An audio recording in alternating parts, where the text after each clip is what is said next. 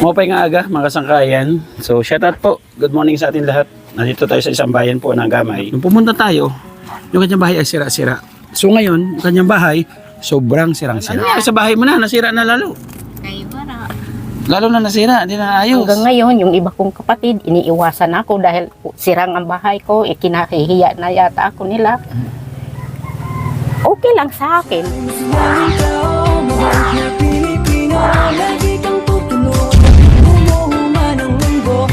Si Joey the Great, hindi ka pagpapalit, handang tumulong at walang Mapay nga aga, mga kasangkayan. So, shout out po. Good morning sa atin lahat. Nandito tayo sa isang bayan po ng Gamay. Ay, Ginoo Pastilan. So, sobrang init dito. So, naglilingap kami. Sama namin si Nanay Ida Condora, ating deputy, ating volunteer, Rina TV official, ating cameraman, Limix TV. Punta tayo dito at bisitahin po natin ulit. I-update natin ang isang beneficiary po natin dito, mga kalingap. Nung pumunta tayo, yung kanyang bahay ay sira-sira.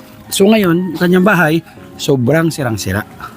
So makita at malaman kung anong kanyang kwento ng buhay, samahan niyo po kami. Kalingap, tara. May tao, akala ko wala ng tao. May tao pa pala. Maupay. Nay. Maupay, patron. Mamatron lang kami. Okay lang, subulod? Okay lang? Okay.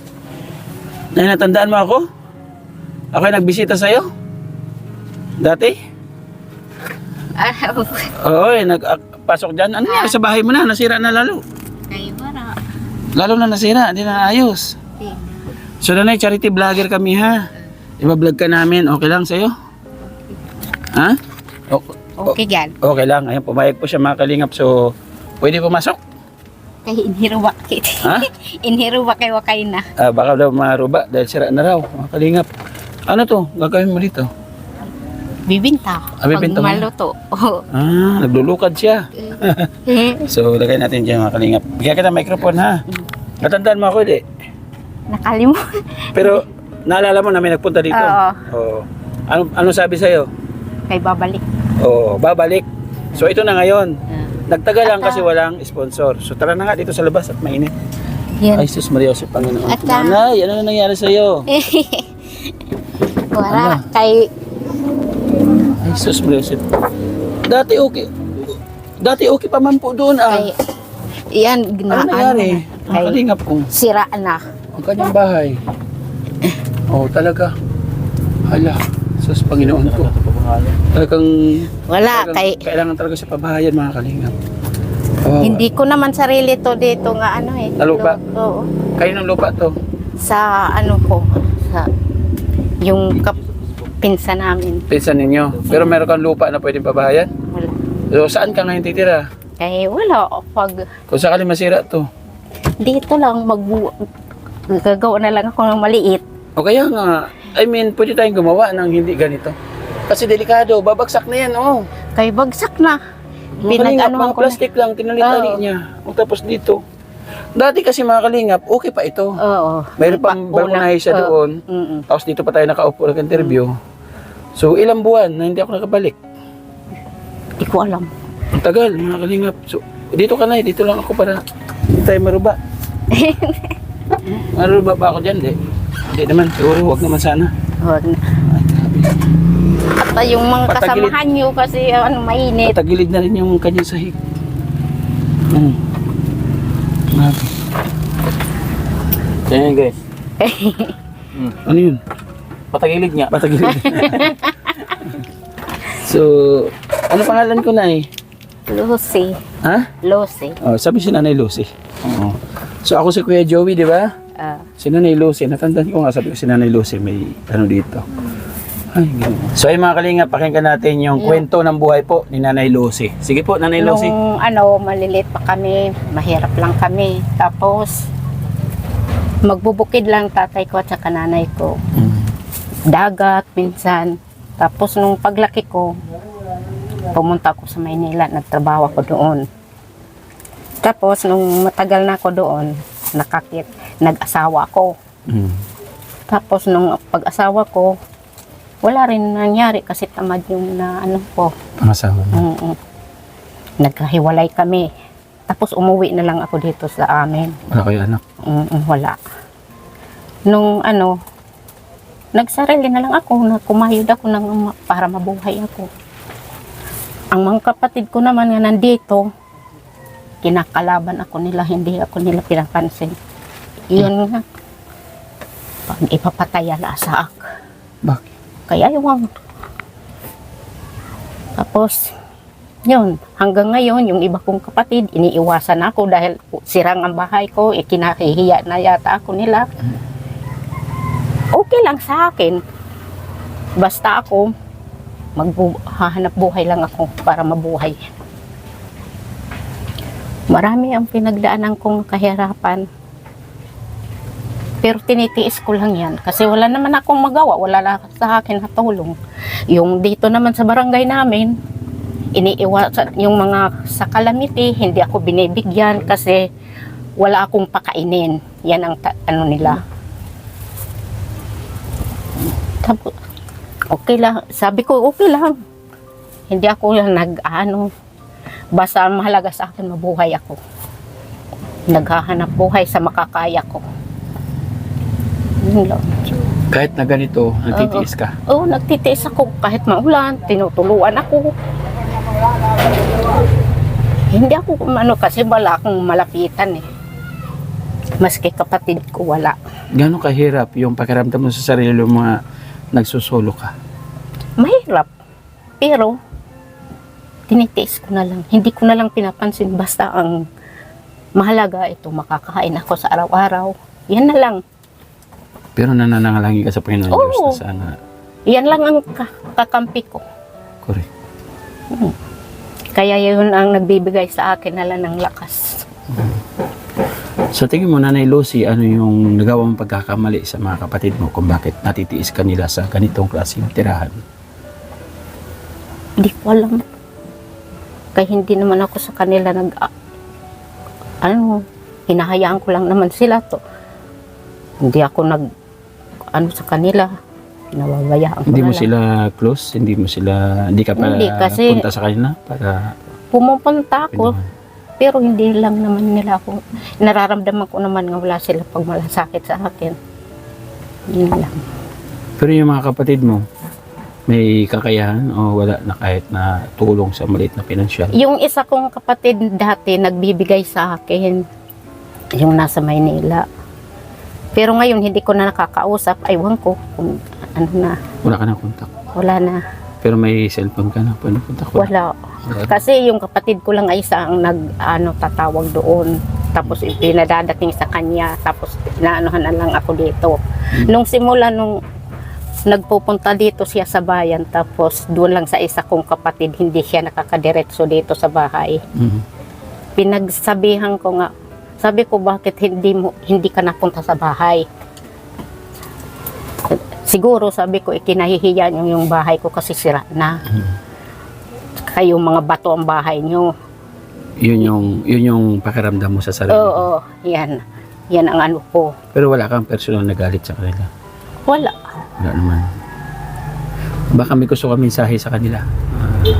Ay, nakawag na. Bakit? Kaya palagi naman ako mali. Ano yung matanda ka doon? O matanda Oo, sila matanda ako sa kanila. Maski naman sila nagagawa ng kamalian, ako pa rin ang mali. Paano? Mga anong klaseng pagkakamali na sinasabi po ninyo?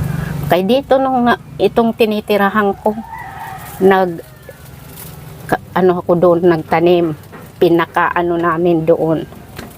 Nagalit siya kay lumampas daw ako sa niya na dalusan niyo Pinagdamuhan? Oo, pinagdamuhan. Lumabas ako. Munti ka ko patayin. Pinalo ng walis. Nawala akong malay. Nung lang, isang taon pa lang nung June 21. Nag-isang taon yun. So, mula doon, nagkaroon na kayo ng... Matagal na nga galit sila sa akin. Ba't di mo tanungin ko anong dahilan ba't nagagalit kayo? Hindi na lang ako umiimik yan Nahiyaan kasi mo na. palagi naman, kahit ano naman ang paliwanag ko, hindi naman ako nang pinapansin. ako naman yung ginagawa nila binabaling sa akin. So, yun mga Kaya wala akong magawa, kaya ako lang mag-isa. Hinahayaan ko na lang, bahala ng Panginoon. So ngayon, Nanay Lucy, ano yung extra pinagkakitaan mo para makaraos ka sa pang-araw-araw mo, makabili ka ng Yan, bigas? mayroon ko kaibigan, yung naging asawa ng kapatid ko, mayroon lupa sila doon. Mm. Tapos nasama ako, pangunguhan ng nyug, yun, ano ko, Ay, yun yun sa Oo. labas. Minsan 7, 5, 4. Pag nabenta mo, wala man 1 kilo yun. Kaya iniipon ko muna. Hmm. So, ibig sabihin, mga ilang araw, ilang akit sa bundok bago ka Oo. makaipon ng 5 kilo. Oo. Ay, mahirap. Tapos ito, ano ito mga ito? Walis, ibinibinta ko rin to.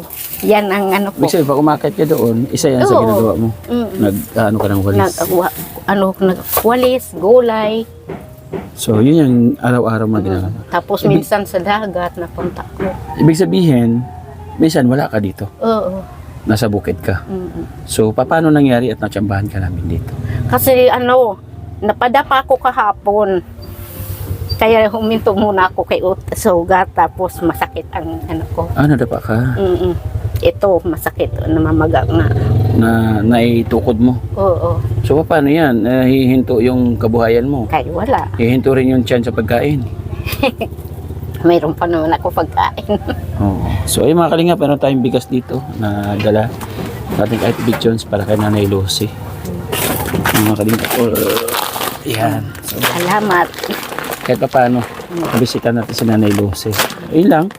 Advice lang. So, si Nanay Lucy ay talagang deserve po talaga mapaayos yung kanyang tahanan. Okay lang ito na mapaayos ito.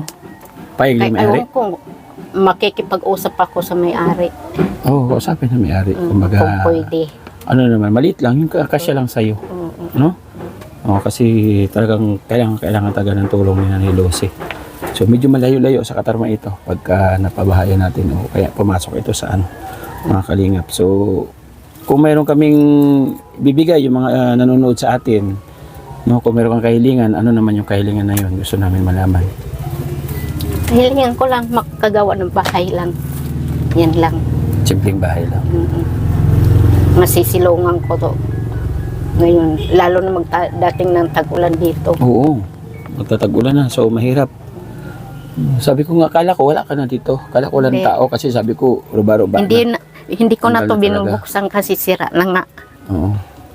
So, nagtitiis ka pa rin pala talaga Oo. dito sa bahay na to. Ito, mga ginawa mo na lang ito, mga Oo. plastic. Kasi pag humangin to, lahat yan tanggal kasi wala naman matalian na matibay. Correct. Wala, oo. Oo. Tanggal talaga yan. So, mga kalingap. May bigas ka, bigyan kita pang ulam. Tingnan ko kung may sobra pa ako pera dito na pinanggasolina namin. Nanay, ano. Sana mayroon pa. Wala na yata. Ay, wala na yan, nanay. Oh, meron dito, oh.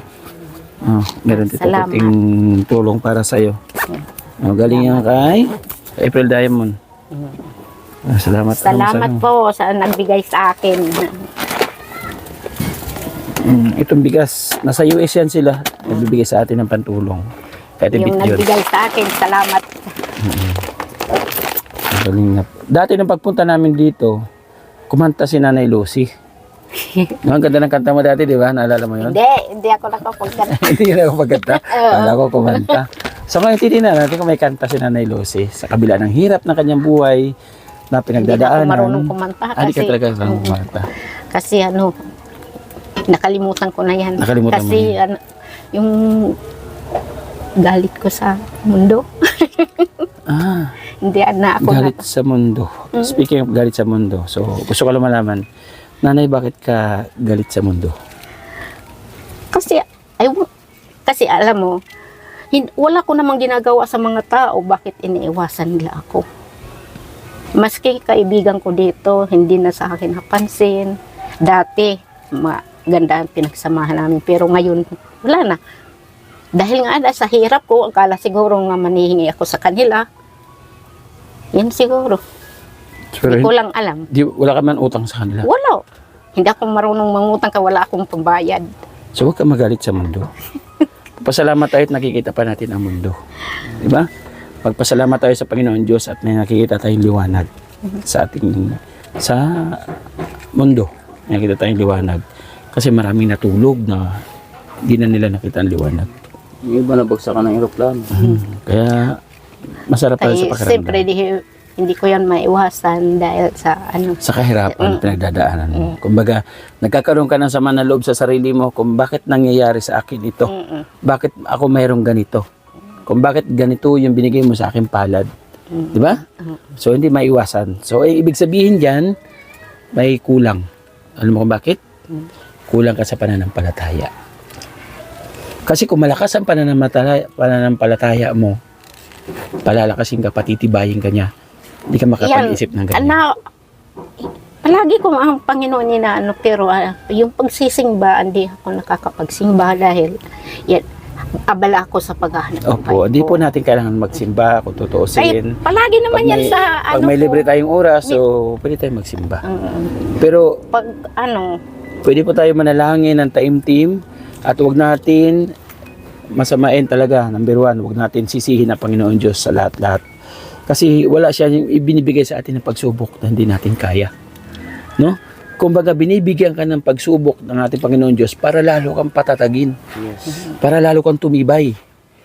Kasi kung wala kang pagsubok na ibibigay sa'yo, ibig sabihin, patay ka na. kaya minsan, yan ang naiisip ko, yan subok sa buhay ko, ganito. Kaya simula nung maliit pa ko, di ko naman naramdaman nga ito, ang mga magulang ko, nagmahal sa akin. Tapos yung pagkapatawad palagi. Kailangan, Mahalin yung kaaway. kailangan magpatawad. Kasi kung galit yung maghahari sa puso mo, Kaya paano yan? kung galit ang paghahari sa puso mo, walang kapayapaan yung ating isip. Kasi kung galit yung nandito sa puso, dinadagdagan. magpatawad ka. Masarap magpatawad. Kahit nagalit sila sa akin, pinapatawad na kita, kausapin mo.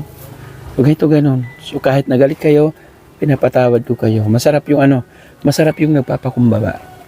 Kasi pagka nagpapakumbaba ka, nandoon na tayo. itinataas ka niya. Nagpapakumbaba. Pero, inaano ka pa rin. Katulad yan yung nangyari sa akin nung June. Nakipagharap ako sa kapitan. Tapos nakikamay siya. Ininsulto pa ako. Oh. Alam mo na, hayaan mo na yun. Nakikita ng Diyos ang lahat. Hindi siya natutulog.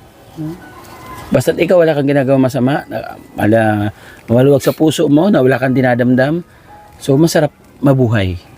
Totoo yan na. Mararamdaman mo yun sa sarili mo, na kahit iniinsulto ka, basta't malinis yung kauluban mo, maliwalas yung... Kaya ako ang nalaite, tinitiis. Hindi na lang ako nagsasalita. Ipag sa Diyos mo na lang. Kaya Ibig sabihin, dagdagan mo yung panalangin mo, dagdagan mo yung pananampalataya mo, para pagharian ng mabuting kalooban ng puso mo at isip.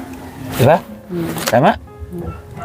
So, dasal lang tayo. Ito nga, di natin alam, baka panibagong oportunidad na ito na pwede makapagpabago sa buhay ni Nanay Lucy. Di ba, Nay? So, di mo ba alam, nagdadasal ka pa, sabi mo, may darating kayo na blessing o wala. No, ito yung pagkakataon, di natin alam yung nangyayari. So, hindi mo alam na darating kami.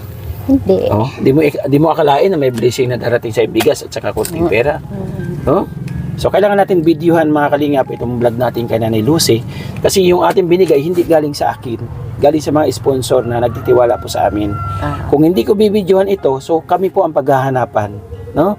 Kung personal ko po na pera, so kahit hindi ko na videohan, personal ko naman na pera, walang hahanap sa akin ng perang binigay ko kay Nanay Lucy. So, ganun po yung purpose bilang isang charity vlogger. Kaya po kami nag-iingat mga kalingap kasi doon po sa huli, kumbaga ayaw lang namin po masisi. Yun naman nabanggit po ni Nanay Lucy, bagkos doon po yun sa kanyang kwento, sa kanyang nararanasan sa kanyang buhay. So, hindi po namin alam kung anong mayroon kwento si Nanay Lucy. So, ganun po yung kwento ni Nanay Lucy, nakakalungkot na sana ang magkakapatid ay nagdadamayan, nagtutulungan, nagkakaisa. No? Ilan kayo magkapatid? 10. Pero isa na, ay 2 na nawala. O, 8 kayong magkakapatid. Meron isang kapatid ninyo na nasa ibaba at kayo medyo nasa itaas, tulungan nyo naman, hatakin nyo naman paitaas, pagtulungan ninyong 7 para kay Nanay Lucy. Masarap sa pakiramdam na, wow, maraming salamat mga kapatid na tulungan natin si Nanay Lucy. no, nagkaisa tayo. Kasi yung pagbigay nyo ng 1,100 bawat isa, malaking karawagan yan para kay Nanay Lucy. Di ba, Nay? Masarap sa pakiramdam yan. So, ganun po dapat mga kalingap yung mindset natin magkakapatid kasi kapatid pa rin natin yan. Ang nanay niya, nanay mo, iisang pinanggalingan. Sa madaling salita, iisang dugo kayo. Di ba? Hindi kayo magiging tao kung hindi sa tatay ninyo. Di ba, Nay? Hindi kayo mamubuhay sa mundo kung hindi dahil sa nanay ninyo. Ito mga kapatid niyo, no, maliliit pa kayo, naglalaro kayo nito. Tangin nyo na lang, no? Iisang tabi natin yung anumang galit, anumang sama ng mga pinagdaanan ninyo. Bagkus magmahalan tayo kasi nandito pa, kasama pa natin ating mga kapatid. Diba, Nay? Mahirap manghingi ng tawad pagpantay ng ating mga paa. Hindi na naririnig ng taong hinihingian mo ng tawad. Tanging hagulhol na lang ang may aalay mo sa kanya. Diba, Nay? So, masarap sa ka na. Meron ko pang gusto sabihin? Wala na. Wala na. So, ayun lang mga kalingap. Sana makabalik kami dito, ha? At I wish mga kalingap, pagtulungan po natin kung ano pwede natin may tulong kay Nanay Lucy. At may mga pupuntahan pa po kami mga kalingap. Nanay, ingat ka dito, ha? Ingat. Ang bahay mo, maruruba na Oh, talaga. ayaw kuwan. Oo, ang microphone ba? Nay, kapatawad. Ipos mo rin. Importante yan. So ayun mga kalingap, maraming salamat. Nabisita natin si Nanay Lucy. Sobrang kawawa po talaga makayap na kanyang bahay at talagang deserve po na tulungan. So wala siyang karamay, walang anak, walang asawa. So ito talaga yung pasok sa criteria na sana mapabilang po sa ating babahay. So suportahan niyo po ako mga kalingap sa panibagong laban natin kay Nanay Lucy. Malaking tulong po kay Nanay Lucy na pabigyan po natin ng solusyon yung kanyang pangangailangan. Thank you so much po. Eh, parang nung una mo pagpunta, payat ka man kaunti. Ngayon, tumaba ka na. Ganun talaga, in Jesus' name. So maraming salamat po. Kay Kuya Bal, atid na Kalingap Rab, patuloy po natin suportahan. Narito ang inyong likod, Joey the Great, ang ambassador ng Samar, na patuloy po naglilingap sa mansulok ng Northern Samar, dito po sa bawat barangay. Samahan niyo kami sa panibagong laban namin, sa mga kababayan po natin na nangangailangan ng tulong. Maraming salamat po sa inyo. Sa ating mabubuting sponsor at nagtitiwala po sa amin, nandiyan po sa gilid ng ating screen yung kanilang mga pangalan. At thank you so much po sa inyo pong patuloy na suporta. Kay Kuya Bal, atid na Kalingap Rab, suportahan po natin mga Kalingap. Hanggang sa muli, mag-ingat po tayo palagi. God bless po us all. Bye-bye, see you in the next vlog. Mga picture,